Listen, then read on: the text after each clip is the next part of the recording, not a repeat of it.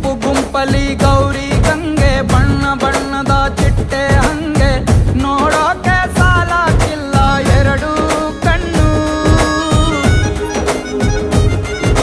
ಗಂಡು ಹೈಕಳು ಬೆಪ್ಪಾಗವ್ರೆ ಬೆರಗು ಕಣ್ಣಲ್ಲಿ ನೋಡ್ತಾ ಅವ್ರೆ ದಾವಣಿಲೆ ಬೀಸುತ್ತಾರೆ ಹೆಣ್ಣೈಕಳು.